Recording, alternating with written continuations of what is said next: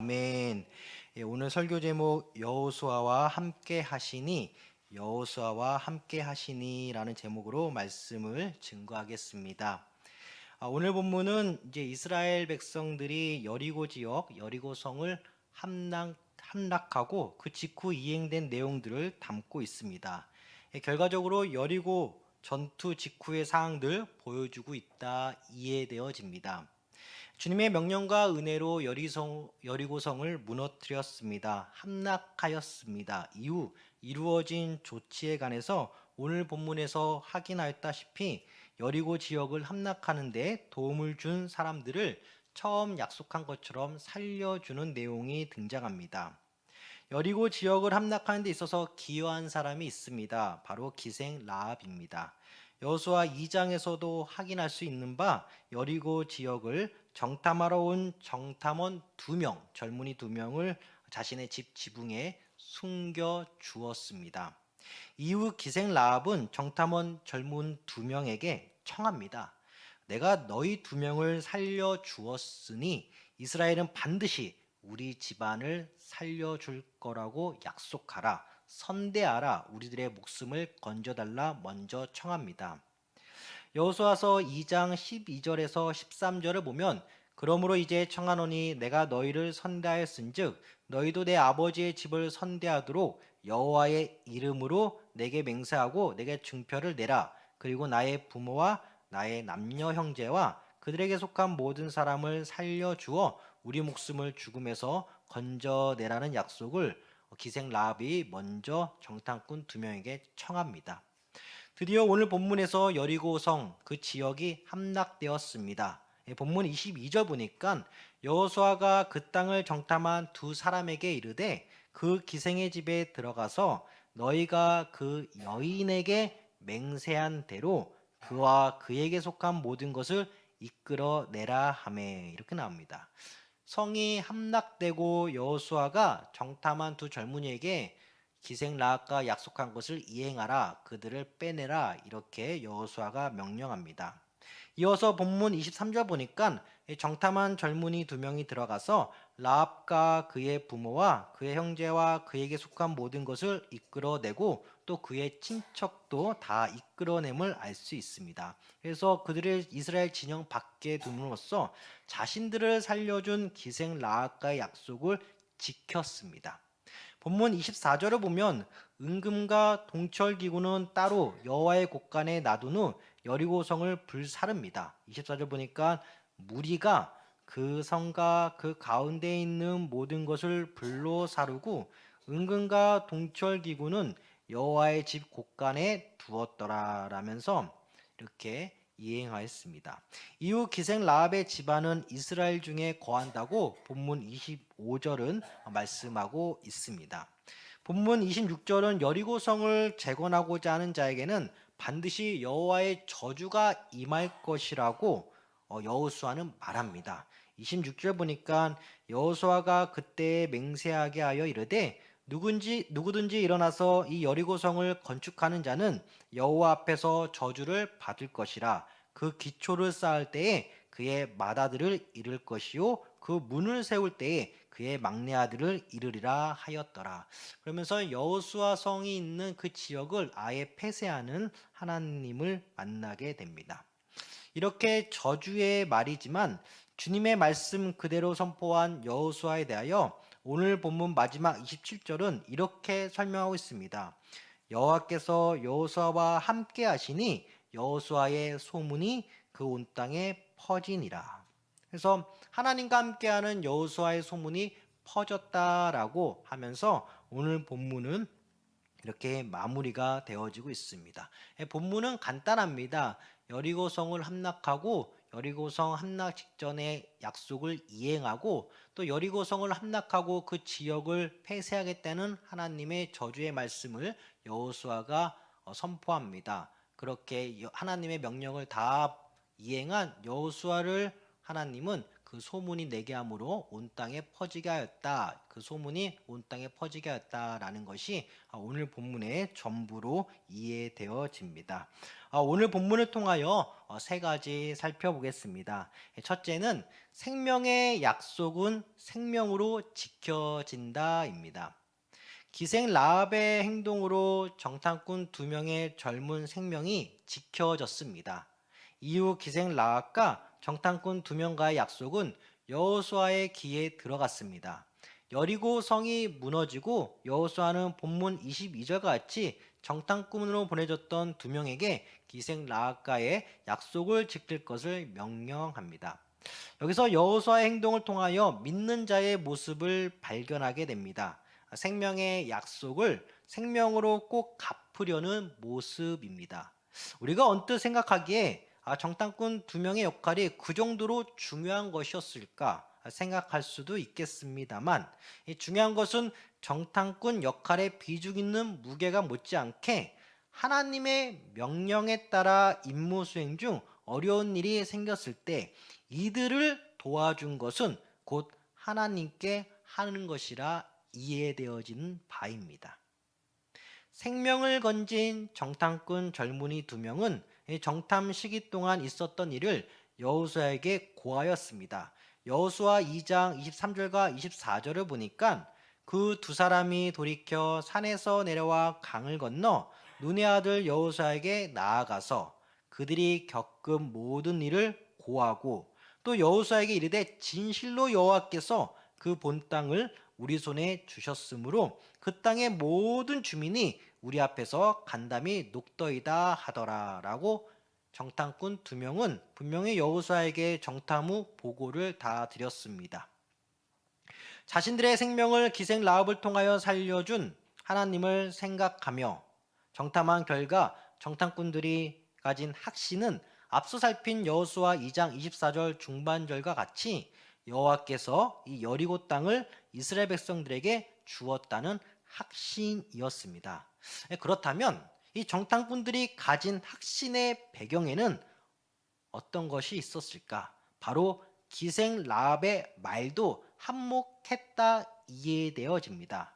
라합이 지붕에 몸을 숨긴 정탐꾼들에게 말합니다. 너희 이스라엘 백성들의 소문을 내가 들었다. 하나님은 천지 하나님이며 홍해를 가르신 하나님, 그 소문을 내가 들었다면서 여호수아 2장 9절부터 11절까지 기생 라합이 정탐꾼 젊은 2명에게 말을 합니다. 이렇듯 확신의 배경에는 현지 여리고 주민의 증언, 곧 하나님에 대한 소문, 홍해가 갈라진 소문 등이었습니다.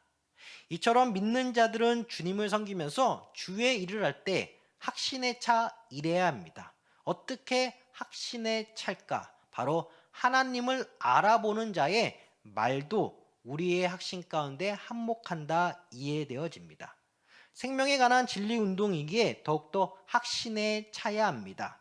사람의 말을 의지하라는 것이 아니라 하나님을 알아보는 자의, 또 생명을 건진 자의 그 진실성을 하나님의 은혜 가운데 잘 판단하여 그 말을 통하여 주의 일의 역사에 확신을 가지라, 이렇게 이해됩니다. 이 확신에는 하나님에 대한 소문으로 제3자가 말해주는 말 잘 새겨 들어야겠습니다. 더욱이 내가 주님을 섬길 때 나의 생명을 끝까지 지켜주시는 하나님을 오늘 본문 속 정탐꾼 젊은이 2명 체험하였습니다. 주님을 섬기면서 내 목숨을 부지하기 위해서 주의 일을 하기보다는 열심히 주의 일을 하다 보니 그 어려운 상황 속에서도 내 생명을 지켜주시는 하나님을 만나면 주님을 섬기는 데 있어서 훨씬 더 많은 은혜가 임할 줄 믿습니다. 확신이 있어야 됩니다. 내가 열심히 해도 죽지 않는구나라는 믿음의 확신이 있어야 됩니다. 단순히 종교 생활로, 단순히 생계 유지를 위해서, 단순히 소일거리로 주님을 섬기기보다는 정말이지 진짜 주님께 최선을 다하면 오히려 내 목숨이 연장되구나. 이것에 확신이 있어야 돼요. 단순히 취미생활이 아닙니다. 단순히 생계 유지가 아니에요. 주의 일을 해야 내가 산다라는 확신이 있어야 됩니다. 생명의 하나님 앞에. 이런 확신을 가지고 우리는 생명을 생명으로 보답하시는 하나님을 더 잘 섬기길 간절히 소망합니다. 둘째는요, 주님의 약속은 죽음으로 지켜진다입니다. 오늘 본문 26절을 보면 무너진 여리고성 지역을 누군가 재건하고자 하면 반드시 저주가 임할 것이라 여호수아는 말합니다. 그런데 이 저주가 진짜 임한 사건이 우리 사랑하는 성도님들 아시는 것처럼 생겼습니다. 열왕기상 16장 34절을 보니까 그 시대에 베델 사람 히엘이 여리고를 건축하였는데 그가 그 터를 쌓을 때에 맏아들 아비람을 잃었고 그 성문을 세울 때에 막내 아들 수굽을 잃었으니 여호와께서 눈의 아들 여호수아를 통하여 하신 말씀과 같이 되었더라고 나옵니다. 분명히 경고하였는데 누군가는 이 경고를 무시하고 아니면 몰랐던지 그 저주를 받았습니다. 우리 사랑하는 성도님들, 하나님께서 경고하실 때 바로 순종하고 기억하셔야겠습니다. 이러한 여리고 지역 상황과 같은 저주의 말씀은 신명기에서 모세의 입으로도 이미 기록된 바 있습니다. 신명기 13장 16절 하반절을 보니까 또 그 속에서 빼앗아 차지한 물건을 다 거리에 모아놓고 그 성읍과 그 탈취물 전부를 불살라 내 하나님 여호와께 드릴지니 그 성읍은 영구히 폐허가 되어 다시는 건축되지 아니할 것이라. 하나님께서 저주 내린 땅에 어느 누구도 다시금 세울 수 없습니다. 즉 하나님께서 없애신 땅을 다시 재건하고자 하는 시도에 대해서 원천적으로 막으신 것으로 이해됩니다.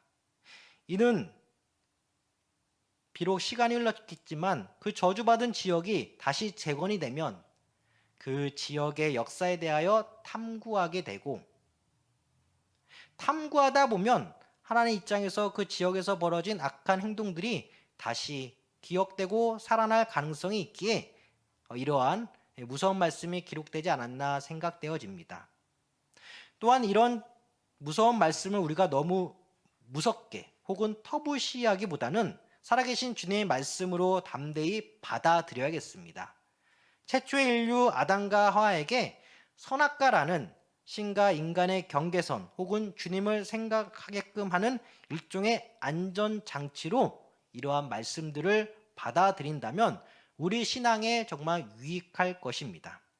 하나님의 명령을 있는 그대로 기억하고 할 것과 안 할 것, 해야 될 것과 못할 것을 구분짓는 기준으로 우리 인생을 살아가다 보면 하나님께 나중 천국에서 그 은혜로 보답받을 줄 믿습니다. 그래서 이런 말씀 너무 무섭게 생각하지 마시고요. 아담과 하와의 선악과 사건도 그랬듯이 우리 인생 가운데에서도 하나님을 기억하고자 하는 하나님의 또 귀한 말씀으로 받아들였으면 감사하겠습니다. 마지막 셋째는 소문을 제한적으로 이용하시는 하나님입니다. 소문을 제한적으로 이용하신다. 출애굽의 영웅이 모세라면 약속의 땅 가나안 지역 정복의 영웅은 여호수아일 것입니다. 당신은 지금에 비하면 굉장히 원시적인 사회입니다. 그러기에 사람이 직접 눈으로 본 것을 그대로 전달만 하면 사실의 전달성은 지금보다 훨씬 잘 보존되어 전달되었던 시대라 이해됩니다. 그러기에 당시 상황에 비춰볼 때 소문을 이용한 하나님의 지혜는 정말 탁월하다라고 이해되어집니다. 기생 라합은 들었다 합니다. 이스라엘 백성들의 출애굽 들었습니다. 그 여정을 다 들었습니다. 그리고 기생 라합은 그것을 사실로 인정하고 믿었습니다. 소문을 통하여 하나님과 이스라엘 백성들의 영향력을 그대로 받아들인 자 기생 라합이었습니다. 결국 기생 라합 가족은 생명을 건졌습니다. 여호수아에 대한 소문은 여리고성이 무너지고 정복하면서 더욱더 빨리 퍼졌을 것이라 이해됩니다. 결국 하나님이 함께 하시는 사람 여호수아, 그 사건 결국 소문으로 퍼지게 되었습니다. 복음서만 보더라도 공생의 시절을 보내신 예수님의 소문이 사실상 이스라엘 전역으로 퍼지는 것을 말씀을 통해 발견할 수 있습니다. 사도 바울 선생은 데살로니가전서 1장 8절에서도 밝혔듯이 데살로니가 교회 교인들의 모습을 소문이란 단어를 사용하여 칭찬하였습니다. 데살로니가전서 1장 8절 보니까 주의 말씀이 너희에게로부터 마게도냐와 아가야에게만 들릴 뿐 아니라 하나님을 향하는 너희 믿음의 소문이 각처에 퍼졌으므로 우리는 아무 말도 할 것이 없노라 라고 나옵니다. 이렇듯 주를 향한 믿음의 소문은 퍼지기 마련입니다. 물론 우리 인간적인 생각에는 다 퍼졌으면 좋겠지만 제한적으로 그 시대에 따라 하나님께서 그 제한성을 조절하심을 볼 수 있습니다. 이 소문이 성경 전반에 걸쳐 있는데 요한계시록이라는 마지막 성경책에는 소문이란 단어를 찾기 힘듭니다. 이유는 간단합니다. 재림 예수님께서 모든 사람들이 다 알아볼 정도로 나타나시기 때문입니다. 그러니 예수님의 재림 상황은 당시 살아있는 모든 사람들이 알아차릴 만큼 대공개적으로 재림하신다 이해됩니다. 요한계시록 1장 7절 보니까 볼지어다 그가 구름을 타고 오시리라 각 사람의 눈이 그를 보겠고 그를 찌른 자들도 볼 것이요 땅에 있는 모든 족속이 그로 말미암아 애곡하리니 그러하리라 아멘이라고 나옵니다. 예수님의 재림은 다 공개적으로 나옵니다. 그러나 재림 직전에 모든 믿음의 역사는 삼위일체 하나님의 은혜 가운데 제한성을 가지고 소문이 퍼집니다. 그럼에도 불구하고 예수님께서는 모든 족속, 모든 각 족속에게 복음을 전하라 했습니다. 땅끝까지 전하라 했습니다. 각자 맡은 분량이 있다 이해되어집니다. 이렇듯 우리의 믿음 신앙 운동 소문으로 퍼질 수 있습니다. 그러나 예수님의 재림은 비공개가 아닌 일부 공개도 아닌 전체 공개입니다. 그러기에 재림 혹은 재림 시기에 대한 숨겨진 비밀은 절대 없습니다. 어떻게 재림하시겠다는 구체적인 모습보다는 성경 말씀 있는 그대로 방금 소개한 요한계시록 1장 7절 그가 구름을 타고 더 자세히 그가 구름과 함께라고 이해한다면 어느 누구에게나 공개적인 예수님의 모습, 재림의 모습 그대로 오신다는 정도로 이해하는 것이 우리에게 안전할 것입니다. 성경은 공개성과 비공개성이라는 요소를 가지고 보는 관점도 있습니다. 재림에 있어서는 공개성입니다. 근데 비공개성에 있어서는 우리 각자 할 일이 있고 또 소문에 대한 제한성도 있고 여러 가지 상황들마다 성경을 보는 관점이 조금 우리가 다르게 볼 수도 있습니다. 핵심은 주 예수 그리스도 재림점 행하는 모든 믿음의 행동들은 소문을 타는데 이 소문은 어느 정도 제한을 받는다라는 것입니다. 모세에 대한 소문도 오늘 본문 속 여호수아에 대한 소문도 또 공생의 시절 예수님의 사역조차도 이스라엘 안에서의 소문으로 한정적이었습니다. 이뿐 아니라 초대교회 시대부터 복음은 전진적으로 확장되었습니다. 이를 보건대 우리의 봉사와 섬김이 모든 교인들에게 소문이 나지 않는다 하더라도 이 역시 은혜로 받아들여야 합니다. 때로는 주님께서 감추게 하시는 시기도 있고요. 그 내용도 있고요. 그 부분도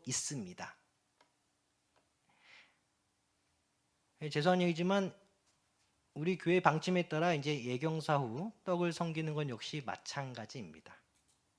감사한 마음 혹은 고마운 마음, 충분히 이해되어서 하고자 하는 마음 충분합니다. 그러나 이것을 조용히 인재양성 장학헌금으로 돌리는 것은 조용한 섬김과 헌신도 배우게 하고자 하는 교회 방침도 있습니다. 또 다른 한편으로는 이제 막 교회에 처음에 오신 새가족 분들에게 애경사라는 것이 참 어쩔 때는 부담스럽게 다가올 때도 있습니다. 또한 어느 누구에게는 이러한 공개적인 소문과 정반대로 조용히 지나가고 싶어하는 그 집안의 속사정도 분명히 있습니다. 예수님 발 앞에 향유옥화 깨트린 여인에 대하여 예수님의 칭찬은 그 공간에 있던 사람들에게 한정적으로 소개되었습니다. 물론 마가복음 14장 9절 보니까 내가 진실로 너희에게 이르노니 온 천하에 어디서든지 복음이 전파되는 곳에는 이 여자가 행한 일도 말하여 그를 기억하리라 하시니라고 예수님께서 분명히 말씀하셨습니다. 근데 이 말씀이 나온 배경에는 여성의 향유옥화 바친 행위는 예수님께서도 말씀하셨듯이 얼마 뒤에 있을 예수님의 죽으심, 곧 예수님의 장례를 위한 것이라는 예수님께서 말씀하셨기에 복음이 전해지는 곳에서 예수님의 대속사역을 이해시키는 현장 가운데에서 이 여인의 행동은 예수님의 대속사역을 미리 믿음으로 준비하였다라는 의미에서 기억하라는 거지, 이 여성을 절대 예수님과 같이 높이는 것이 아닙니다. 이렇게 이해하는 게 보다 더 안전합니다. 그렇지 않으면 마치 향유옥화 다 깨트리는 것이, 다 헌금하는 것이, 다 공개적으로 무엇을 하는 것이 그게 다 절대적 선으로 이해해버린다면 우리 교회나 아니면 홍보에 목말라 있는 세상 회사나 다를 게 없습니다. 오직 예수만 드러나고 그 가운데 감춰질 것이 있으면 하나님께서 나를 적절하게 감춰주시고 은혜를 주실 것입니다. 향유옥화 깨트린 여인이 예수님과의 향유옥화 깨트린 만남 이후 내가 예수님께 칭찬받았다라고 만나는 사람들에게 말하고 다녔다라는 기록을 찾을 수 없습니다. 향유옥화 깨트린 여인은 예수님의 칭찬 한마디로 또 그의 믿음이 예수님께서 알아주신 그것만으로 만족하였다 이해되어집니다. 이처럼 택자를 위한 예수님의 십자가상에서의 죽으심과 부활하심에 있어서 미리 믿음으로 준비한 여성이 있었다라는 의미의 연장선에서 이 향유옥화 깨트린 여성을 기억하라는 말씀으로 이해하셨으면 감사하겠습니다. 그렇게 따지면 복음이 전해지는 곳마다 창세기부터 요한계시록까지 모든 말씀이 전해지고 기억되어야 함이 맞습니다. 소문은 멀리 나가는 것이라 이해할 수 있겠지만 성경에서 말하는 소문에는 제한적 소문이 있습니다. 동시에 이러한 제한성은 마지막 대공개적인 재림을 위한 준비라는 성격의 하나님의 지혜라는 관점에서 소문을 이해하신다면 더욱더 감사하겠습니다. 분명히 여리고성이 무너졌습니다. 생명을 생명으로 갚았습니다. 저주의 말씀을 선포하였고 그 저주의 말씀을 무시한 자가 실제 말씀에 응하였습니다. 그러한 사건이 우리 현대인들에게 어떻게 적용되냐?